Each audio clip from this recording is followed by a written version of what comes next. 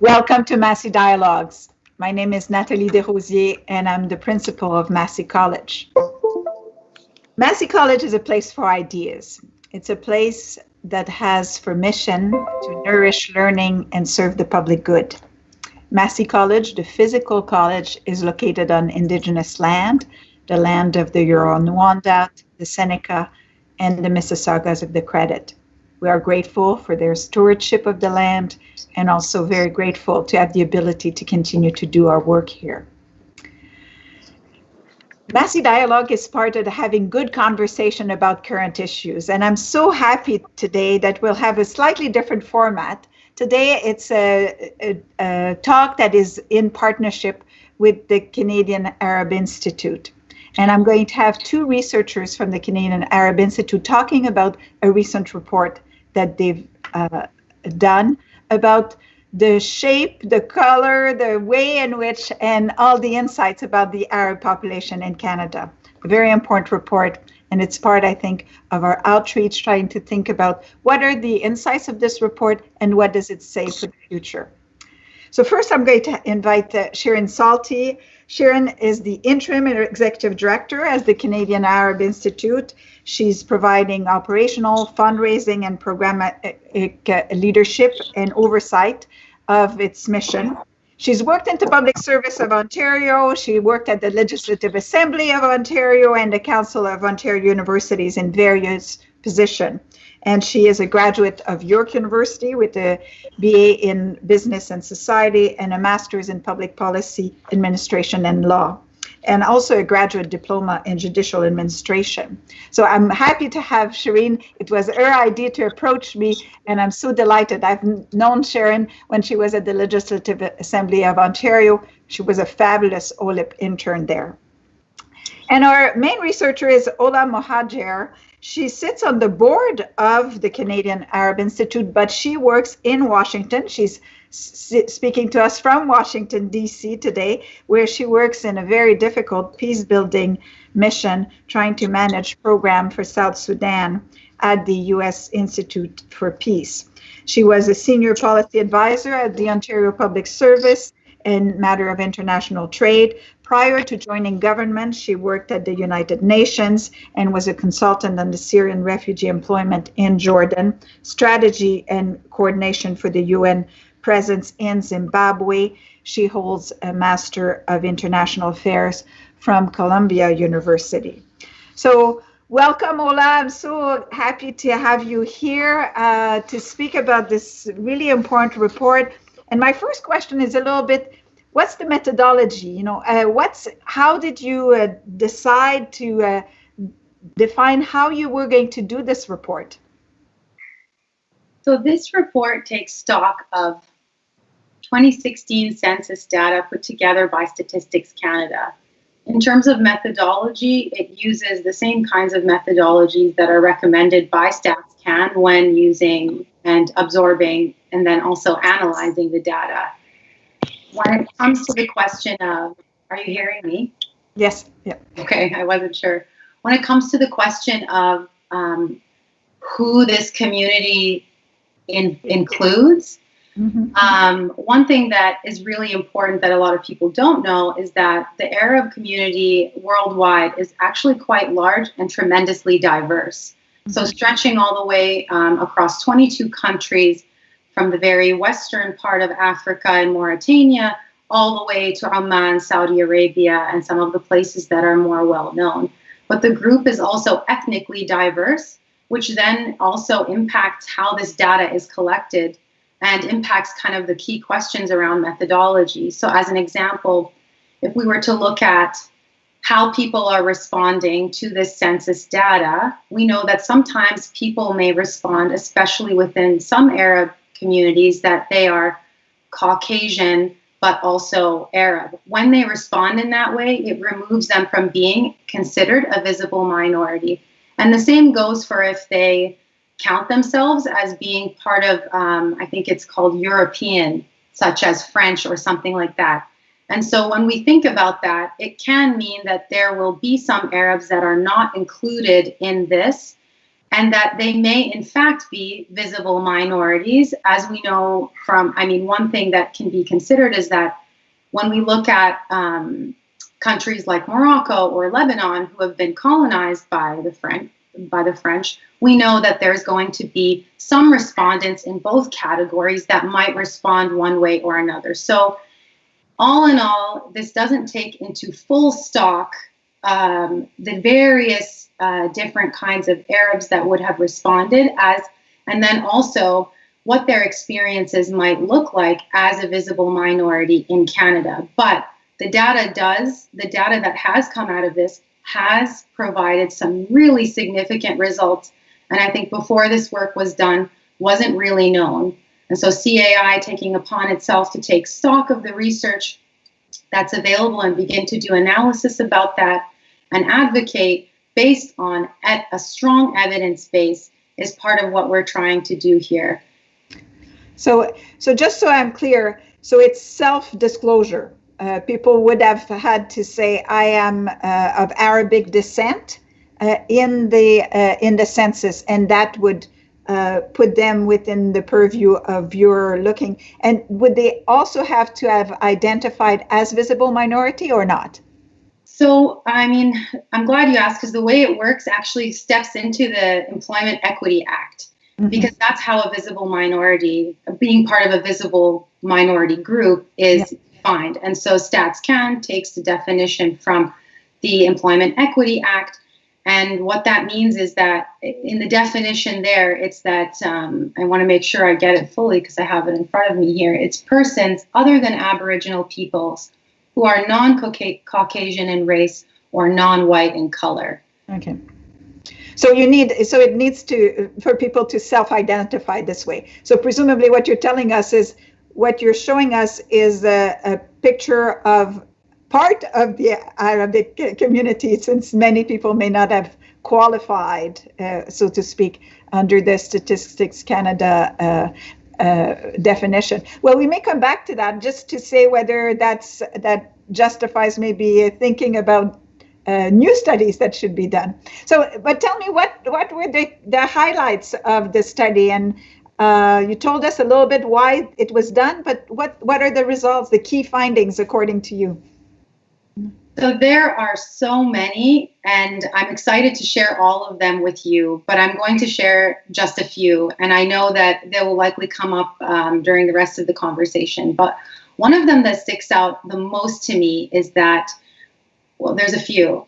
The Arab community is the fastest growing community in Canada by far, immigrant community. When we look at what those numbers are like, to make sure I get you the exact number, it's 61% of Arabs in Canada today are first-generation immigrants.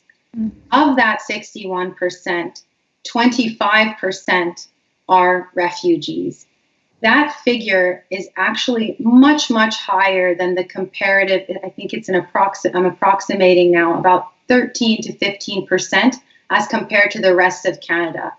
So what this means is, very likely the immigrant experience of an Arab Canadian is going to, in 25% of cases, going to involve some kind of refugee experience, which doesn't always necessarily point to trauma, but it definitely and certainly can, based on the criteria that we know are required to qualify to be a refugee, and there are many. So, I mean, those figures are actually quite high, and when we think about that, we think about also what that means when it comes to employment, which brings me to the next figure that is additionally important, and that is that the employment rate for the Arab community in Canada is almost double that of all other Canadians. It's sitting at about 14%. What's also interesting when we look at this is that the Arab population in Canada is actually slightly more, not significantly enough, but slightly more, if not at par, educated. Yes. And so we see about, I think it's a 64% education rate as compared to a 60% when compared to the similar groups in Canada. And so that yields a whole other set of questions about why that might be taking place. Well, it's important. So I should point out for the people who are in the audience that the report is online on Massey College, but certainly is also at the Canadian Arab Institute website. And if you can ask questions about these results, please write them down in your YouTube page, and we will get to your questions a bit later on in the program. So let me bring Shireen in now. So what about you? When you read this report, what were the key findings for you? Well, we can't hear you, Shireen. So, is this good? Yes. Yeah. Well, first of all, I just wanted to take the time to say thank you, Natalie, for having us. And of course, it was a privilege to work for you back then at Queen's Park. You know, I learned so much from you about constitutional law, human rights, and this, what it means to be a good leader in the public service. And of course, it's again a privilege and honor to be here with you today. So yeah, just to give a little bit of background just on about the CEI specifically, it's important to know that we just started. So we just launched a youth-centric vision and mission a year ago. So CEI was founded in 2013 as a national nonpartisan organization focused on the interests and issues of the Canadian Arab community through research, policy, and community engagement.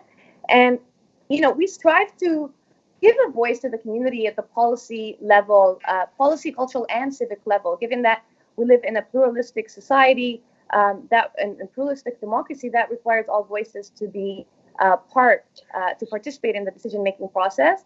And the findings tell us, like Ola stressed, that our community is just developing. You know, some of us come with many traumas. Many of us do not have the experience of being involved in a democratic society.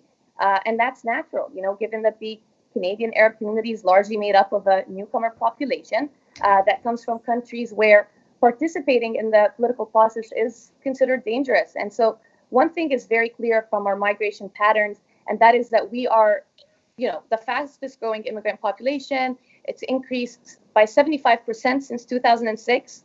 So that's pretty, you know, a huge number. And again, what does that mean for our community and society at large?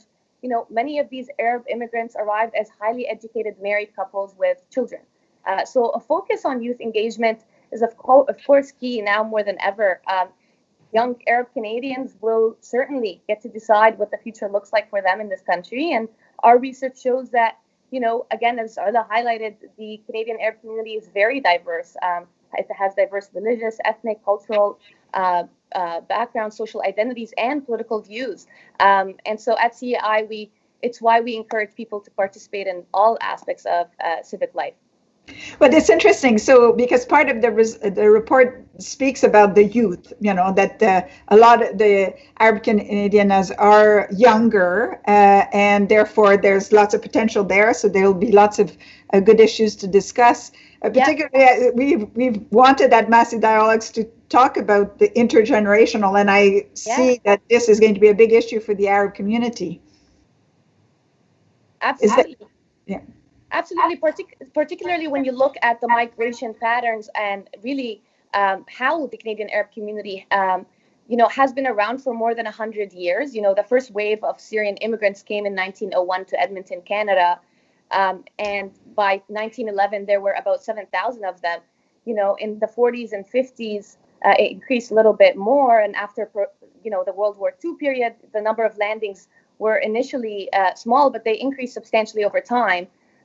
And, you know, by 2014, one out of 5 refugees to Canada was an Arab. So you have a very interesting segment of a population that has come here a long time ago, has now some second generation immigrants who are trying to integrate into society. And then you have, you know, very first generation immigrants who have come as economic migrants. You know, 55% of the Arab population in Canada come as economic migrants, and only 25% have come as refugees. And so given of course, the Syrian refugee migration in 2015, we also have another set of, you know, Arabs in Canada who are very new to this country, are just, you know, either starting a family, looking for that first job in their career, or trying to get into post-secondary education. So it's a very, you know, diverse, and with diversity comes, of course, diversity in perspectives about, you know, our identities and our history and our backgrounds. Well, that's going to be interesting because it looks like even for the Canadian Arab Institute, it represents quite a large diversity of voices and different experience. So your job is made harder by this report. It looks like. Definitely, it's much harder, but I think with diversity comes strength, right? And we know that from Canadian values is that multiculturalism and diversity is really what Canada is all about, and the Arab community is just as diverse as Canada, and that's even that means more diversity in contributions. Also, Canadian Arabs have established themselves in all kinds of sectors, whether it's politics or whether it's academia, sports, entrepreneurship, and more. So it just, it speaks to the various talents and contributions of the community also in various industries. So let's bring Ola back now that we can have a conversation, the three of us. So there, I think one of the key factors that you highlighted was the fact that the unemployment rate of this particular segment of the Arab population, in a way, is much higher than the Canadian average.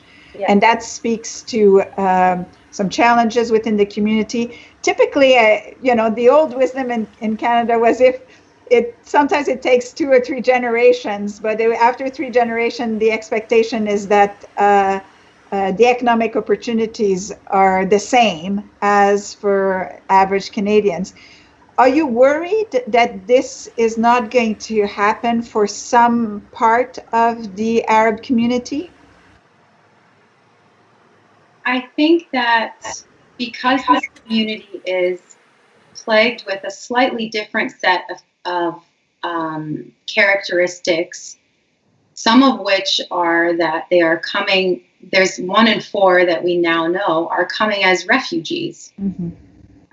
That's a completely different set of considerations than an economic migrant or another kind of immigrant to Canada, which actually comprise the majority as compared to other groups. Mm-hmm. So yes, there is a part of me that is concerned about this moving forward. I also think about, how long the length of a generation is. And they say, I think it's 50 years. I don't know, Natalie, do you know the difference in that? Yeah. So you know what that means? I think that's about right, yeah. That means that we won't see a similar kind of purchasing power, quality of life, and standard of living at best case scenario 100 years. And that's, I think, that's too late. That's so long from now, right? When I think about it in that way, it's almost unacceptable to me. And yes. There are some other figures that I think would be remiss not to share. And I'll just share one of them. Like I mentioned, there are quite a few, but this one is also important. The average income of an Arab Canadian is significantly less than that of all other Canadians. Specifically, the average income for an Arab Canadian is at about $33,000 per year. When we look at Canadians more broadly, they're sitting at about $47,000 per year. This is a 40% difference. Massive to me. Yeah. Well, that's the issue. This report speaks to patterns of systemic discrimination. Probably speaks to the difficulty in refugee experience. If it's 25% of the people are from the refugee, is that the conclusion that we should draw from it, Shireen? Yeah, I think if I may add, one really important thing to highlight is, 73% of the visible minority Arab population in Canada are first-generation immigrants. So we haven't reached second and third generation just yet as a whole. What that means is that, when you think about first-generation immigrants, like I think about me and my parents coming when I was 15 years old to this country, we were in survival mode. We were just trying to get, ensure that we're employed, ensure that we're getting that education, ensuring that there's, we're progressing in our lives. And so we really are not, we weren't as civically engaged as other communities, specifically, other communities who have had a recent background in democracy and understand, the importance of voting, getting involved in all aspects of civic life. So with a community that's, predominantly first-generation immigrants, also it's important to keep in mind what that means for overall integration also in all aspects of civic society. So I think that's something that's interesting to highlight, beyond the, of course, the issues of like sense of belonging and integration as a whole. Ola, any comments on this, on the challenge to have 25% being refugee, and what does it mean for voice being heard in the public, and is that the concern that you see as being highlighted in this report? Yeah, Ola? Absolutely. Yeah, Ola, do you want to touch on that a little bit? Sure. So I think to kind of address the tough question head on, Nancy, that you eloquently put before is, does this point to any kind of discrimination, systemic or otherwise? As a researcher, I would say at this point, we can't say that definitively. However, I will underscore that CAI has been tracking and taking stock of numerous stories of discrimination that has taken place against Arab Canadians. And we do have some preliminary kind of results and reporting that show that this is a problem. At the same time that we recognize this, we also know that there's opportunity within Canada and many Canadians who completely do not accept this. But we can't ignore some of the stories, including those which I know I have experienced. Like, I don't want to speak for the stories of others because I don't want to take anyone's voice, but I know that many Arab Canadians have their own stories. I know Shireen has hers. I have many. Yep. And so I would answer your question in a long-about way of saying maybe. Yes. Well, I think speaking as the head of the past head of the Canadian Civil Liberties Association that was there shortly after 9/11, I think we felt it. We knew that it was palpable around the place. So I think the question then, if it's for us, I think for someone like me, whether it's one person is discriminated or 15, it doesn't matter. It's just as bad. Discrimination is wrong for everyone that experiences. But when I was listening and reading this report, I was thinking about the real struggle that many communities have about race-based data, such as this, because they, on one hand, they say we need to know the situation. We need to know whether we are underemployed. We need to know whether we're poorer than the average Canadians. On the other hand, some worry that this may kind of reproduce stereotypes and that the data could be used against them. So there's always this tension sometimes in using data. Did you have such discussions at the Canadian Arab Institute before undertaking the work? Yeah, look, I think the key is using data to drive action. If you collect data but don't use it to address inequities, of course, it's pointless. But, race-based data collection, I think, in my opinion, is more important now than ever, in the fight against, COVID-19. We think that all Canadian jurisdictions should routinely collect race-based data and other key factors such as housing and income that can impact outcomes and shape the public health response. And it's important to understand how various communities are experiencing inequities, particularly in the healthcare system right now. I think jurisdictions can use some of these questions to allow for a countrywide comparison and rapid views, but also to develop strong data for public health centers. And asking about race, of course, is uncommon in Canadian health care settings, and explaining why questions are asked about race can really help patients understand the context and avoid reinforcing these false ideas about race. And so, of course, transparency is key, and committing to, transparency and engagement, with local leaders on these questions that are going to be used to help, centers identify where the inequities lie, so that we can create community-based interventions to reduce inequities together. And I think that's very important, in my opinion. I think ignoring the importance of disaggregated data can potentially lead to even more discrimination and further inequities. And I'm always of the opinion that, we can always have good policy if we have good data.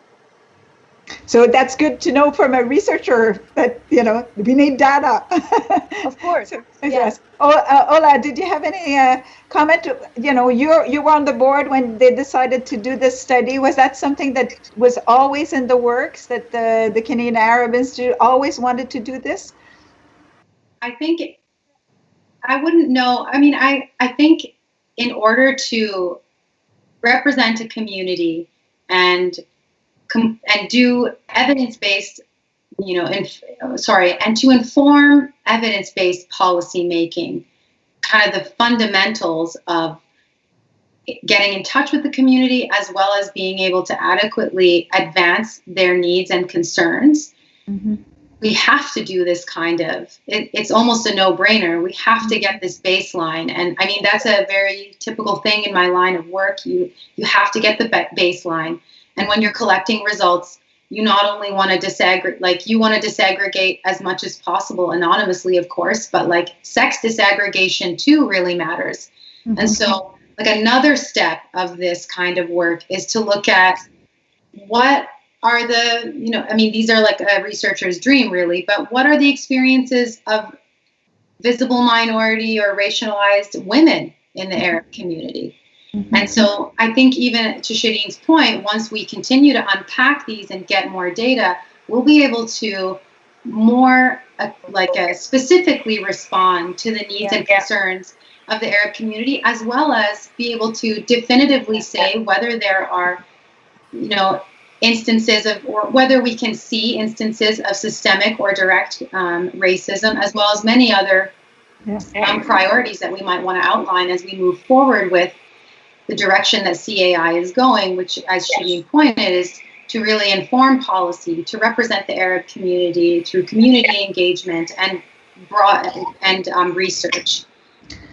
So what are you going to do with this report? Now it's been published, it's on the website, and are you is it supposed to inform your advocacy, or are you going to make sure that it gets in the hands of decision maker, Trial Canada? Where is it going to land? I think, Natalie, the bottom line is that we want to use this research to inform our policy recommendations, of course, and CI has taken this new approach to understand the demographics of the community in order to see, okay, which research questions do we need to dive into further to better inform decision makers about our policy priorities and concerns. And so I feel like for far too long, other people have been, telling our stories or driving the narrative for us. And I want to use this, research and policy priorities to be able to inform and really tell our story and our narrative ourselves. I think, when I was working in politics, of course, I very much understood that powers with the people, if only we wield it more often. And so understanding how decisions can be advanced by a large public group is very important. And I think, one of my favorite absolute quotes in politics is that you can only influence decisions if you have a seat at the table. So I think Arab Canadians, particularly young Arab Canadians now more than ever, need a blueprint for action. It's time to decide, what are the issues we care about as Arab Canadian youth? What are we prepared to do to get a seat at the table and make our voice heard? And what does this actually mean for a community that doesn't really have representation at the policy level as a collective voice?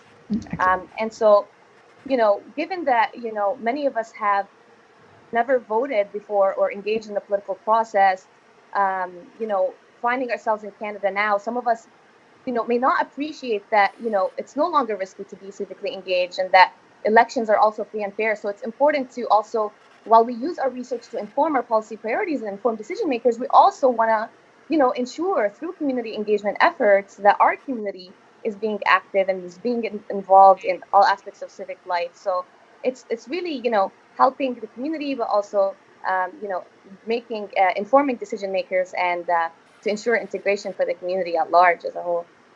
So if that's baseline data, you're going to compare, I assume that you'll want to do this research 5 years from now just to see whether there's been changes and so on.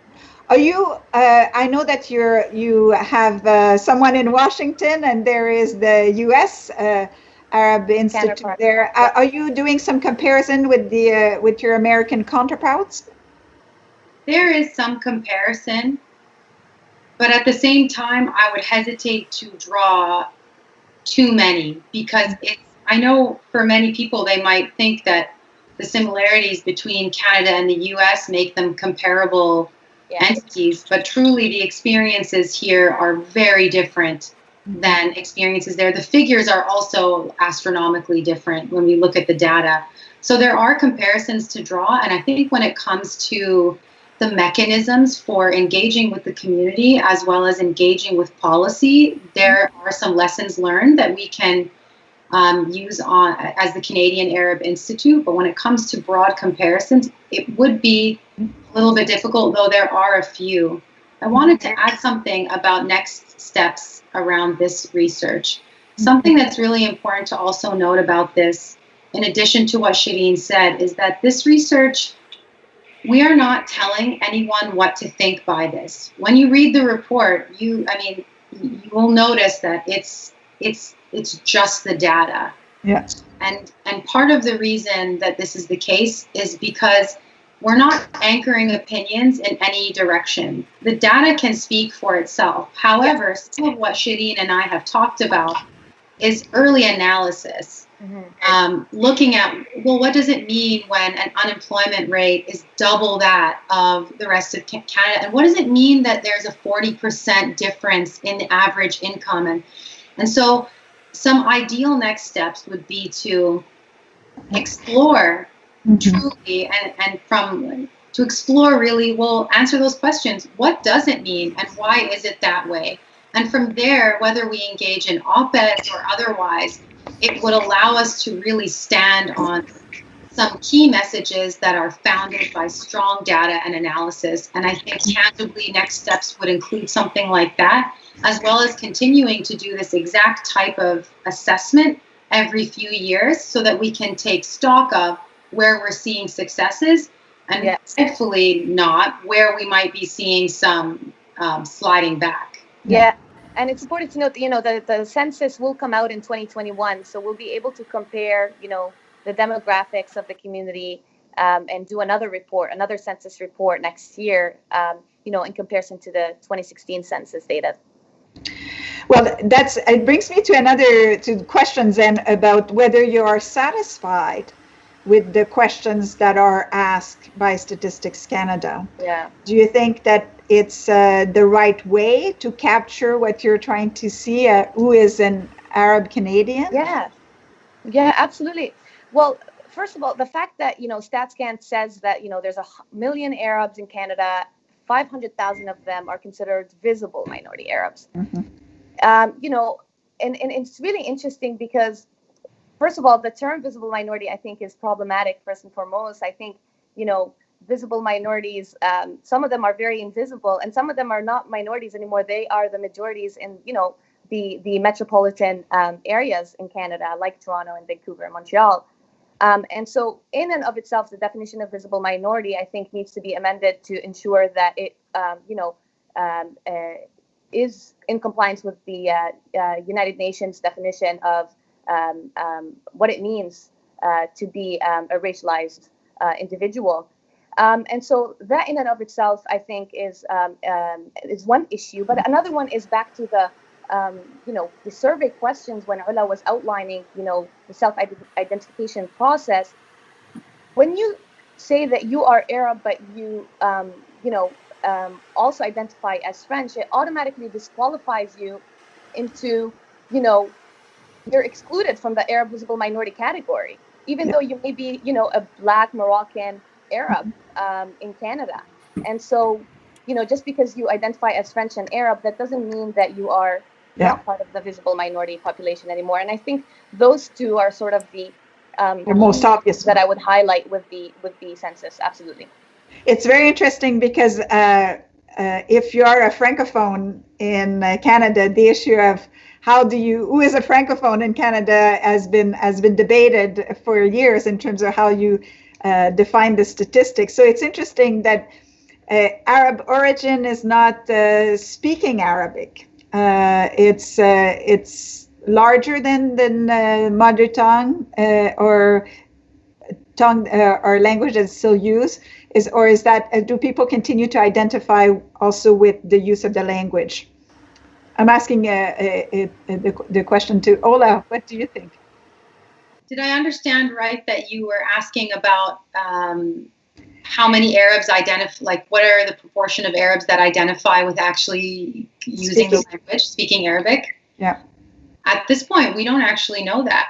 I mean, there's no data on this that we were able to pull together.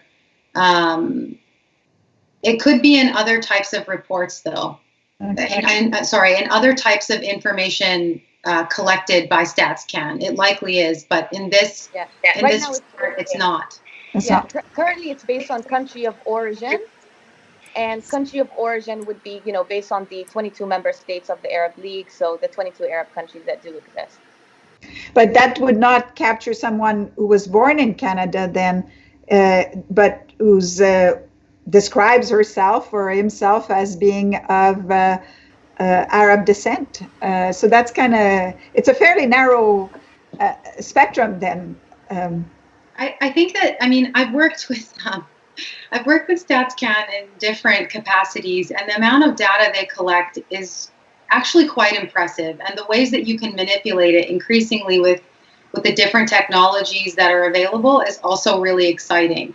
Mm-hmm. There likely is, I don't know, but I suspect based on past work that there likely is information collected about the different languages spoken in Canada. I think we've seen that come up in different types of reporting. Where I think the Canadian Arab Institute has done, there's more than this report as well, but we've dipped all 10 toes into the water of using this kind of data to inform our work. And I think there's definitely a lot more. Yeah, this is just the beginning. Yeah, well, that's so interesting. And there are a couple of questions that are coming up from the audience. Lina Zabak, what attributes to the average income for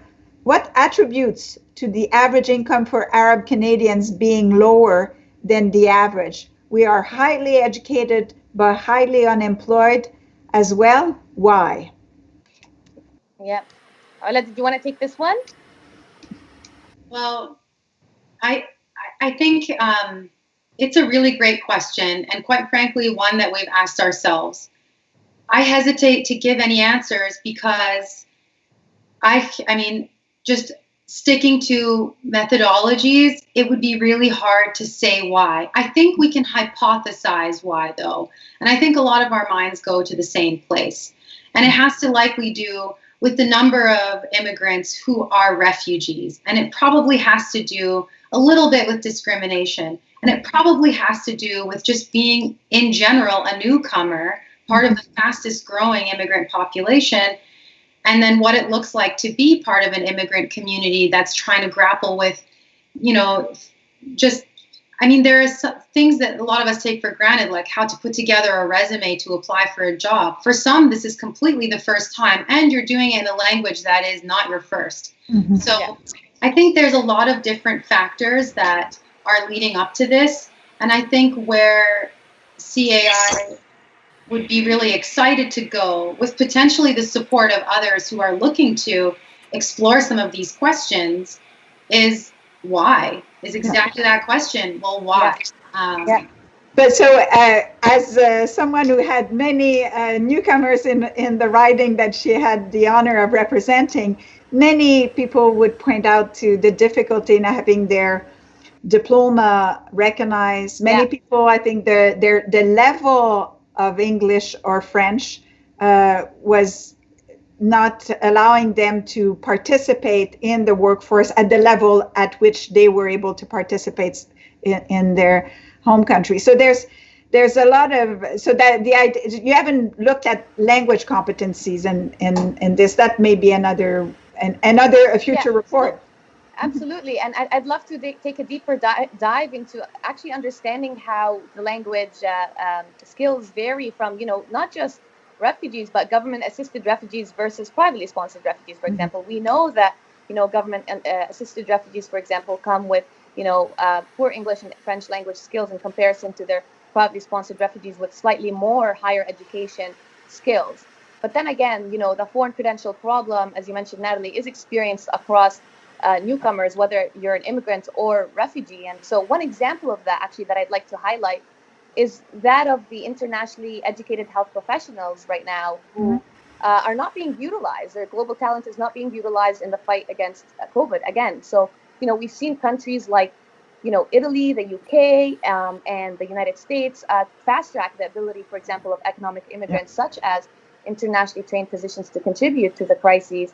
So the issue of foreign credential was, of course, a concern well before the pandemic. But, of course, with, a pandemic at our doorstep, I think it's disheartening and irresponsible that thousands of economic immigrants, many of whom are Arab Canadians, I think are being prevented from, joining this fight. And that's why, again, going back to this overall question about integration and what it means for this very diverse community, it's of course more challenging for government-assisted refugees to get employed, but it's important to note that integration is always going to be a challenge for immigrants and refugees when they experience barriers in the labor market and their foreign credentials are not recognized.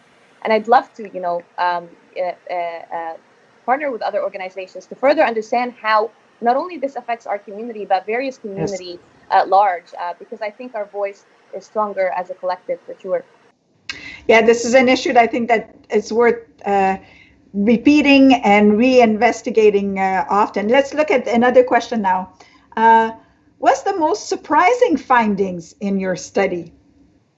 Yeah, I think we touched What were you surprised? Yeah, Ella, do you want to take this one?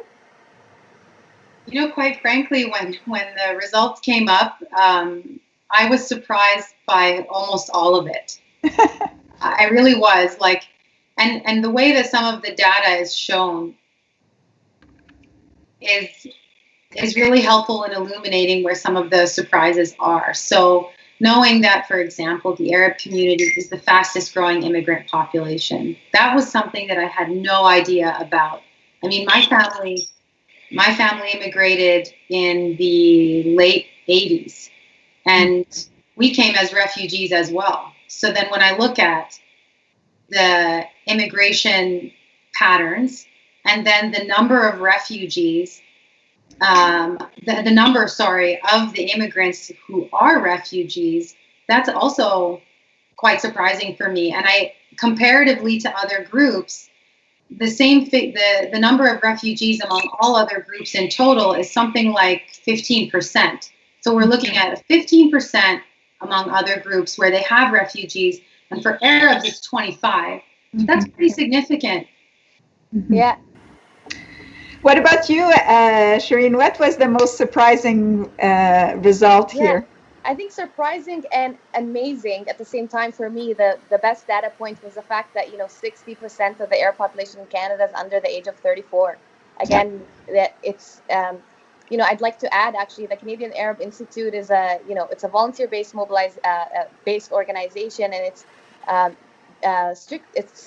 majorly youth who are actually leading the research, policy, social media, and everything that we do. And so, a focus on youth engagement is definitely key now more than ever. And, I think, again, this next generation that's just starting their lives, whether it's, looking for a job or getting into post-secondary or, excelling in their career, or just, starting a new family, it's clearly that data point in particular really highlights for me that, we're responsible for this future. And it's important for, the 60% young Arab Canadians to get involved in shaping that future now more than ever. Well, that's interesting. So if we're going to have to wrap this up pretty soon, so I just wanted to hear you about a a little bit. So if the focus on youth, the focus on future research, on coming back after the result of the 2021 Statistics Canada, it'll be interesting to see whether there are, do you have some predictions as to what you think 2021 could disclose? That's a hard question to ask a researcher who just relied on the sanctity of data. But I'm going to ask you, are there things that you're looking more particularly that you say, well, in 2021, after the result of this have been analyzed, I suspect that maybe, or my hypothesis would be that we would see the following changes. Ola, let's start with you. I think we'll continue to see that the Arab population is the fastest growing, if I'm being allowed to just predict freely. I also think that we'll also see either the same or a rise in the proportion of refugees, not just based on the geopolitical climate that we have been in and continue to be in today with some of the different wars taking place in the Middle East. Yeah. One thing I'd like to add is, the unemployment rate that we gave based on the 2016 census was pre-COVID. Yeah. And so, of course, post-COVID, by 2021, I think I would strongly predict that the unemployment rate of Arab Canadians will be much higher. So that's, I think, one major change that we're going to see, not just as an Arab community, as I think racialized communities in Canada as a whole will see various inequities when it comes to employment next year. Another one that I'd like to add that will be interesting to see, this question of citizenship and what this question of citizenship means right now, post-pandemic. I know that, many community members have told me that they're very concerned about their future, given that citizenship tests and ceremonies have actually been canceled. And, temporarily, given that, we're busy saving lives here, but of course, citizenship is, of course, very, very important. What does that mean? Are people are we going to have more Arab immigrants into Canada, given that we have such a high unemployment rate already in Canada? What does it mean for immigration and citizenship as a whole for, the Canadian Arab community? So I think those two things I'd be really interested to look at. Well, just to bring forward some of the things that have come up at the Massey dialogues before, climate refugees, people that come that need to be displaced because of climate change. We've talked a little bit about the transformation and the potential for innovation that comes from this crisis and COVID. So trying to reinvent a safer workplace than we had in the past. So I wanted to end a little bit on canvassing you.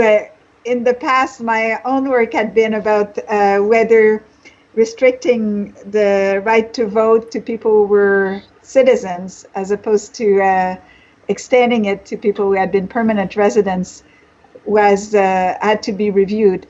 Would you? How do you feel about this? Since your data shows a lot of people are probably not Canadian citizens in your data, and you want them to be engaged politically. Is that something that you'll advocate for? Changing the voting rules? Yeah, absolutely. I think I'm not, strongly advocating for, everybody to have voting rights right now, in the sense that, there's a list of priorities that we have to go through in terms of, saving people's lives before we, go advocate for other things. But I think the question of citizenship is definitely important, particularly for people who, their future is very uncertain, even more than ever, and they don't know what will happen to them. So I think at the very least, I would ask for an answer or response, because I think government needs to be innovative right now more than ever in terms of, how are we going to give Canadian citizenship to permanent residents? And, this pandemic is going to last for a year or even more.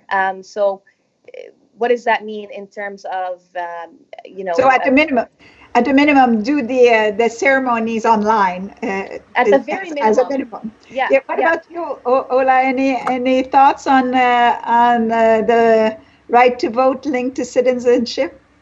Nancy, I really appreciate your bold questions. And to me to make sure I answer. So I mean, honestly, I think it depends. It's such a big question that, I mean, it's a rights-based question. So I would hesitate to answer it in a way that would be like on the fly.